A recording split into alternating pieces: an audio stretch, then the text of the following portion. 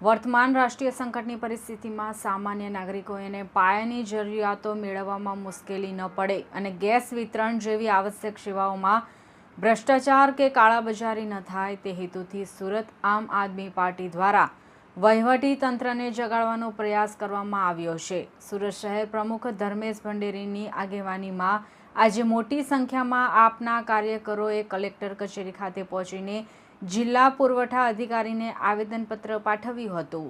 વર્તમાન રાષ્ટ્રીય સંકટની પરિસ્થિતિમાં સામાન્ય નાગરિકોને પાયાની જરૂરિયાતો મેળવવામાં મુશ્કેલી ન પડે અને ગેસ વિતરણ જેવી આવશ્યક સેવાઓમાં ભ્રષ્ટાચાર કે કાળાબજારી ન થાય તે હેતુથી સુરત આમ આદમી પાર્ટી દ્વારા વહીવટી તંત્રને જગાડવાનો પ્રયાસ કરવામાં આવ્યો છે। સુરત શહેર પ્રમુખ ધર્મેશ ભંડેરીની આગેવાનીમાં આજે મોટી સંખ્યામાં આપના કાર્યકરોએ કલેક્ટર કચેરી ખાતે પહોંચીને જિલ્લા પુરવઠા અધિકારીને આવેદનપત્ર પાઠવ્યું હતું।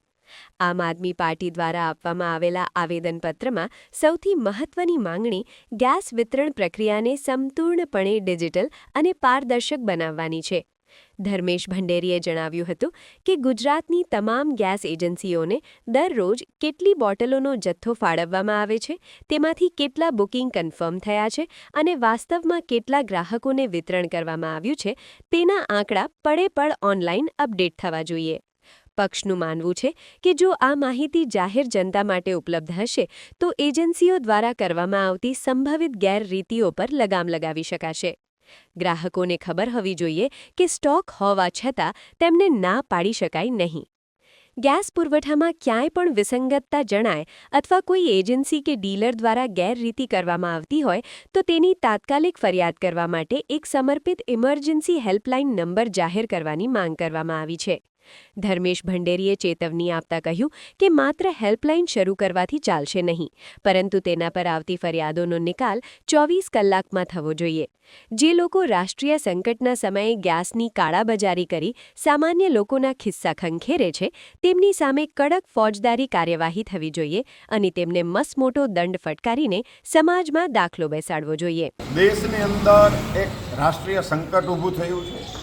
ઈરાન, ઇઝરાયલ અને અમેરિકાના યુદ્ધના કારણે ક્રૂડ આપણે જે બહારથી મંગાવતા હતા, ઓઇલ, ગેસ જે આપણી પાસે બહારથી આવતું હતું, એમાં રાષ્ટ્રીય સંકટ ઊભું થયું છે અને ગેસની અછત ક્યાંક ને ક્યાંક ઊભી થઈ છે અને આ ગભરાટનો માહોલ સામાન્ય લોકોમાં ખૂબ ફેલાયો છે। ત્યારે આ આફતને ભાજપના મળતિયાઓ, ભાજપના વચેટિયાઓ, એના દલાલો આ આફતને અવસરમાં ફેરવવાનો લાભ મેળવવાના પ્રયાસ કરી રહ્યા છે, કાળાબજારી કરી રહ્યા છે એવા સમાચાર મળી રહ્યા છે। ત્યારે અમે પુરવઠા વિભાગને અને માનનીય કલેક્ટર સાહેબને વિનંતી કરવા માટે આવ્યા છીએ કે કોઈ પણ જગ્યાએ કાળાબજારી થતી હોય તો સામાન્ય માણસ એની જાણકારી કલેક્ટર સાહેબને કરી શકે, એના માટે ઇમરજન્સી હેલ્પલાઇન જાહેર કરવામાં આવે।